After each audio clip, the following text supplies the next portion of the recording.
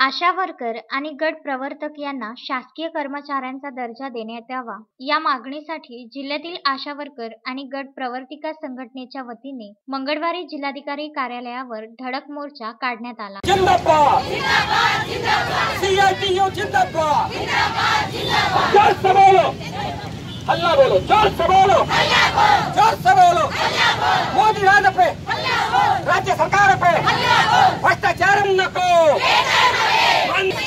महागाई कमी सीआईटीयू जिंदाबाद सीआईटीयू। अमरावती जिल्ह्याच्या पालकमंत्री यांच्याकडे महिला व बाल विकास खाते असून देखील जिल्ह्यातील आशा वर्कर उपेक्षित का असा प्रश्नही जिल्ह्यातील आशा वर्कर यांनी उपस्थित केला आहे। आशा गट प्रवर्तक कर्मचारी कृती समितीने त्यांच्या प्रश्नांकडे व मागण्यांकडे होणाऱ्या सततच्या दुर्लक्षामुळे 15 जून पासून बेमुदत संप संपूर्ण राज्यात सुरू केलेला आहे। 17 जूनला झालेल्या शासनाच्या चर्चेनंतरही एका आठवड्यापासून शासनाने आशा गट प्रवर्तक यांच्या मागण्यांकडे दुर्लक्ष केले आहे। यामुळे आशा प्रवर्तक मध्ये प्रचंड असंतोष निर्माण झाला आहे। याची जाणीव करून देण्यासाठी जिल्हाधिकारी कार्यालयावर मोर्चा काढण्यात आला। आशा व गट प्रवर्तक यांना शासकीय कर्मचाऱ्यांचा दर्जा देण्यात यावा, आशांना सामाजिक सुरक्षा, पेन्शन, मेडिकल योजना लागू करण्यात यावी, 45व्या श्रम आयोगाच्या शिफारसीनुसार आशा व गट प्रवर्तक यांना किमान वेतन 22,000 रुपये लागू करण्यात यावे, कोविड लसीकरण ड्युटी आशांना बंधनकारक नाही तरीही ड्युटी लावण्यात येते, त्यासाठी मानधनाची विशेष तरतूद करण्यात यावी अशा मागण्या यावेळी करण्यात आल्या आहेत। आशा सेविकेला 21,000 रुपये पेमेंट द्या आणि गटप्रवर्तकांना 22,000 पेमेंट द्या। म्हणजे आम्ही आतापर्यंत मानधनावरच काम केलं आहे, कुठलंही आम्हाला प्रोटेक्शन नाही, काहीच नाही आहे। कोणी जरी समजा आजारी पडलं किंवा काही झालं तरी गटप्रवर्तकाला एक दिवस पण सुट्टी नाही मिळत। दौरे असे असते 5 वाजेपर्यंत।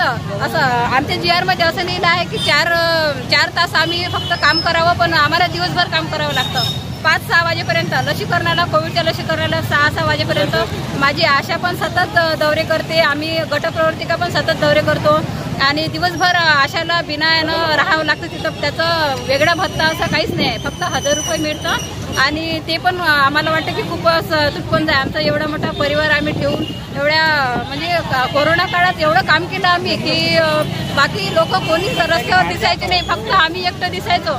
जिल्ह्यातील स्थानिक स्तरावर आशा वर्कर काम करतात, परंतु त्यांच्या अडचणी सोडवण्याचे काम कुणीही करत नाही। राज्याचे महिला व बाल विकास मंत्री या अमरावतीच्या असून देखील त्या नेहमीच उडवाउडवीची उत्तरे देतात। ही एक प्रकारची शोकांतिका असल्याचे देखील आशा वर्कर यांनी सांगितले। आम्हाला म्हणजे कितीही रात्रीला पेशंट निघाला तर आम्हाला ती जागा सील करायसाठी जावं लागत होतं। कोणत्याही याचं म्हणजे नाही जर केलं तर समजा वरच्यांचं दडपण राहायचं, इथे पेशंट निघाला तिथं पेशंट निघाला म्हणून, पण आम्ही रात्रीचा किंवा उन्हाचा किंवा कधीच विचार केला नाही। सगळ्यात महत्त्वाचं म्हणजे आम्हाला 1,000 रुपयामध्ये म्हणजे फक्त 33 रुपये रोज पडतो। अशा वेळेस आम्हाला तो खर्च परवडत नाही। आम्हाला हे मोबदला वाढवून किंवा हे नाही पाहिजे, आम्हाला फिक्स पेमेंट द्या आणि शासकीय दर्जा महत्त्वाचं म्हणजे आम्हाला शासकीय सेवेत आम्हाला सामावून घेणे हे महत्त्वाचे आहे।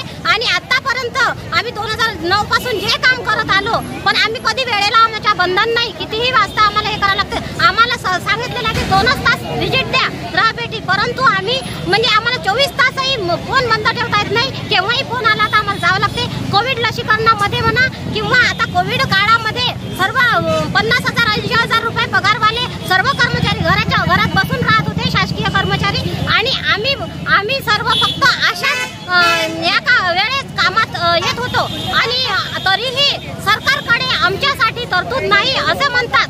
पालकमंत्र्यांनी आम्हाला उडवाउडवीचं उत्तर दिलं आणि सांगितलं की तुमच्यासाठी आम्ही काहीच करू शकत नाही, तुमचा विभाग वेगळा आहे। तर हे त्यांचं अतिशय चुकीचं आहे। आम्ही ह्या आशा म्हणजे आम्ही ह्या महाराष्ट्रातल्या आरोग्य विभागातला दुवा आहे आणि आमच्या जर मुळाला जर हात घालण्यात येत असेल तर आम्ही हा अन्याय सहन करू शकत नाही। आम्ही सरकार विरुद्ध आमच्या मागण्या पूर्ण होईपर्यंत आम्ही हा बेमुदत संप चालूच ठेवणार आहे। अनिकेत ठाकरे, विदर्भ न्यूज, अमरावती।